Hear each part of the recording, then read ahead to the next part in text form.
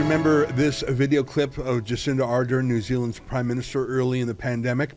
What a little fascist she is. We will share with you the most up-to-date information daily. You can trust us as a source of that information. You can also trust the Director General of Health and the Ministry of Health. For that information, do feel free to visit at any time to clarify any rumour you may hear, covid19.govt.nz. Otherwise, dismiss anything else. We will continue to be your single source of truth. We will provide information frequently. We will share everything we can, everything else you see, a grain of salt. And so I really ask people to focus on that. The most egregious example of that appears to be this text which originated in Malaysia and has become a viral hoax in Australia and in New Zealand. How irresponsible is it the people that are sharing that news of a lockdown imminent in New Zealand? Yeah, and look, that's the kind of thing that adds to the anxiety that people feel. So I continue to share the message. New Zealanders must prepare, but do not panic. Prepare. And when you see those messages, remember that unless you hear it from us, it is not the truth. And I really ask people, just visit covid19.govt.nz. It has all of the up-to-date information, and we will continue to provide everything you need to know. You know, sometimes people tell me to change the name of Rebel News, and I think the number one suggestion people give me is to call it Truth News.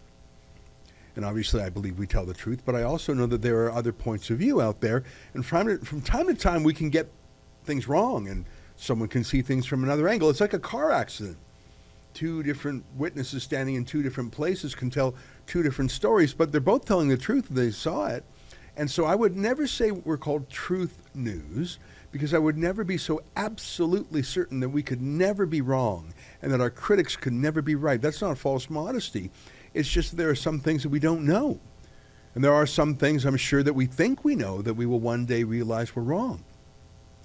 I suppose that's all obvious. Our command of the world is imperfect and always will be. Only God is omniscient and omnipotent. We are flawed.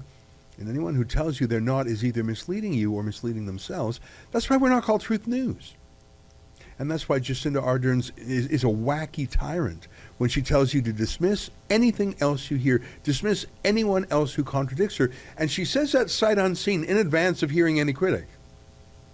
Without yet hearing the objection, she rules it out. We will continue to be your single source of truth. A Christian pastor could say the Bible is the perfect truth, and maybe he's right. But he doesn't have the power of the police and the state to back him up, or even the power of censorship over YouTube and Facebook to back him up. And I think that pastor would probably say the Bible is the perfect truth. I doubt he would say that he himself, a flawed sinner, was a perfect source of truth. Imagine saying that about yourself. Dismiss anyone else, everything else. We're the single source of truth, and that if anyone else says something contradictory, ignore them without question. And don't you worry about any of this. Don't you worry your pretty little head. We will continue to provide everything you need to know. Really, who talks that way? Well, Jacinda Ardern does. And you know, she hitched a ride recently with Justin Trudeau, her left-wing globalist mini-me, from London to New York. They were both in London for the Queen's funeral, and in Trudeau's case, to do some drunken singing in a bar in a party atmosphere.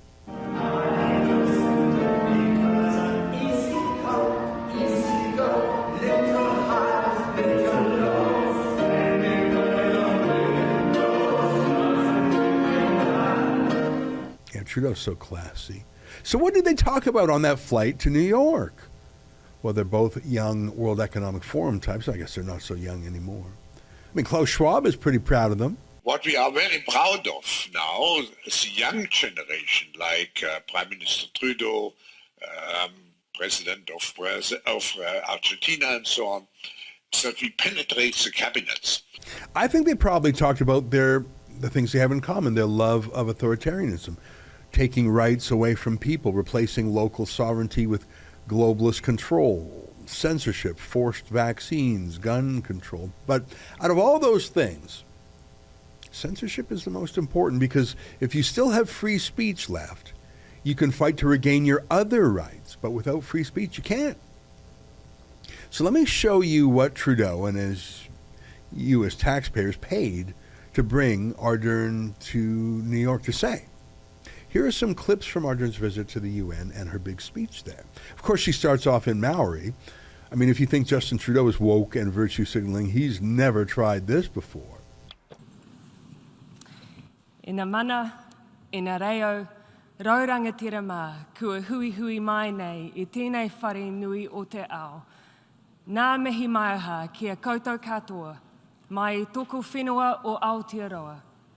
Tuia ki runga, tuia ki raro, ka rongo to pō ka rongo te ao. Nō reira, tēnā koutou katoa. I don't think Ardern actually knows how to speak Maori. I think she just memorized those lines like an actor, like Trudeau's an actor, like when he rattled off this for a reporter on command. He's good at memorizing a few lines, not much more. I was going to ask you to explain quantum computing, but when do you expect Canada's ISIL mission to begin again? And are we not doing anything in the interim while we prepare? Okay. Very simply, normal computers work by... Don't interrupt me. When you walk out of here, you will know more. Well, no, some of you will know far less about quantum computing, but most of you, normal computers work either there's power going through a wire or not. It's 1 or a 0. They're binary systems. What quantum states allow for is much more complex information to be encoded into a single bit. A regular computer bit is either a 1 or a 0, on or off. A quantum state can be much more complex than that because, as we know, things can be both particle and wave at the same times, and the uncertainty around quantum states allows us to encode more information into a much smaller computer. So that's what's exciting about quantum computing, and that's what we're Back to the speech at the UN, here's what she said. COVID-19 was devastating. It took millions of lives. That's not quite true. It did take millions of lives if you trust the statistics, but I know that in the West, the statistics included anyone often who died within 30 days of a diagnosis of COVID. So they could have died from some other cause, but COVID was to blame. It made more money that way for hospitals, for more excitement for TV doctors, for politicians, for vaccine companies.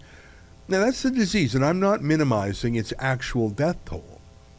I'm saying there was massive overcounting, as many jurisdictions have since grudgingly acknowledged. But look at what she moves to immediately. Sure, she cares about COVID. I don't doubt it. But she cares about using COVID for other political goals, too. Listen to this. It set us back in our fight against the crisis of climate change and progress on the Sustainable Development Goals while we looked to the health crisis that was right in front of us. Global warming, that's what she really cares about. The lessons of COVID are in many ways the same as the lessons of climate change. When crisis is upon us, we cannot and will not solve these issues on our own. The next pandemic will not be prevented by one country's efforts, but by all of ours. Climate action will only ever be as successful as the least committed country as they pull down the ambition of the collective. She really is doing that. She really is using the deaths of people as a political platform to stand on the dead bodies, to push her obsession with global warming. If you think it's absurd for Canada, with our tiny population of 38 million people, to try to stop the world from warming, imagine how nutty it is for New Zealand to do that. They're just 5 million people. And you have to fly across the ocean to get anywhere. Imagine being obsessed by that. So naturally she goes to globalism, giving the power to faraway organizations like the United Nations. What you just saw was an excerpt from my nightly show, the Ezra Levant Show. Every weekday I do a monologue. Usually it's about half an hour. Then I interview an interesting guest, and then we read my hate mail or my fan mail, whichever is more fun. It's only available behind a paywall, though. That's how we pay our bills here at Rebel News. We don't take a dime from Justin Trudeau. But the good news is it's only $8 a month, about half the price of Netflix. And in addition to my nightly show, you also get weekly shows from 4 other friends here at Rebel News. So you're getting 36 shows a month just for $8. I think it's worth it.